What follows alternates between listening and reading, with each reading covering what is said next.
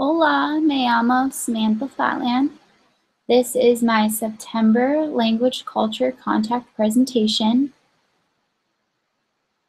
For my 4 hours this month, I did 3 of them with my research project I'm involved with, that is food data collection.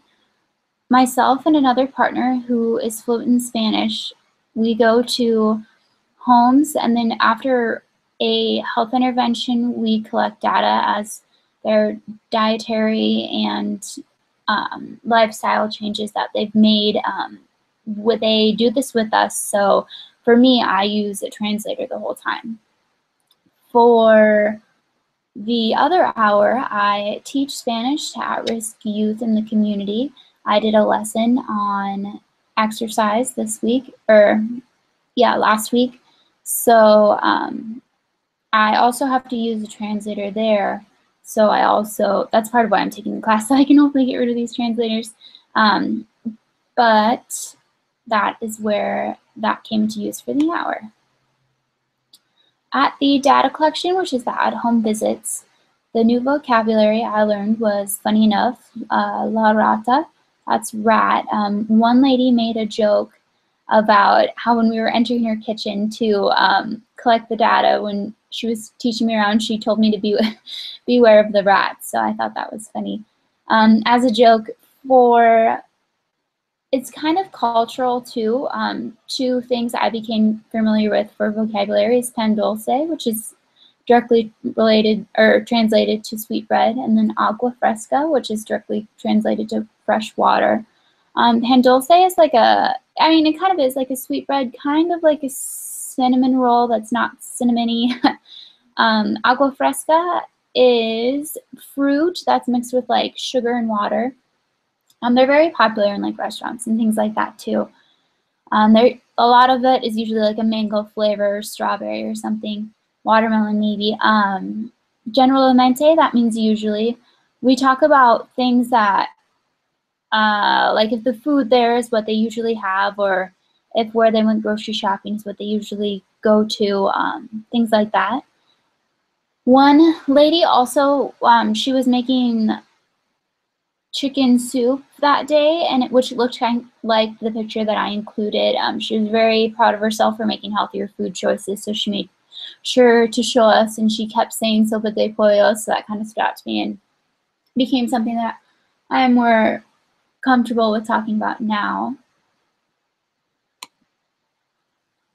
For the data atmosphere, as far as cultural experiences, everyone was very welcoming.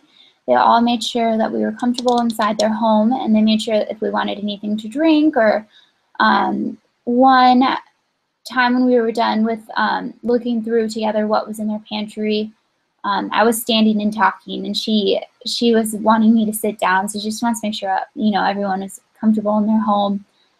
They're very family oriented. Everyone was always talking about the kids like this or whatever, so that was also an interesting dynamic that was very positive. Another thing is everything I don't know if it was coincidence, but everything seemed to be a little bit on the darker side. They never had all of the lights on, would just be in certain locations or things like that, which is a little bit something different than what I'm used to personally. For my teaching for the 1 hour lesson, my new vocabulary that I learned included gym, which is gimnasio. I did a lesson on exercise, so the boys talked about how they enjoy going to the gym as far as their usual exercise.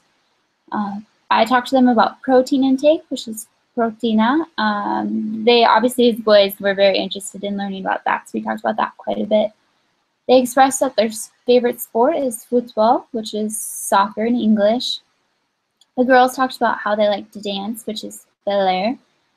And as a form of exercise, we talked about the importance of balance, which is equilibrio.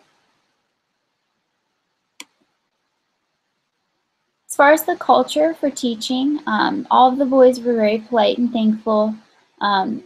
Like you mentioned, they were very respectful to their people older than them, and for the translator, they always use the proper forms of everything like expressed in class, and they really explained how from when they're from, there's some from Mexico, some from Honduras, all around there, they all really like soccer, and they said how that was by far their favorite sport, and that's what they all usually played, which is different from the United States, obviously, with everything being so different as far as which sports preferred. Overall, I really increased my vocabulary on health. I want to be a dietitian, so it's very useful. I was also able to incorporate a lot of the classroom knowledge as far as like proper vocabulary or things like that. And like you expressed, everyone is very cooperative with me when speaking Spanish just because I was able to try. But it was a great experience. Thank you.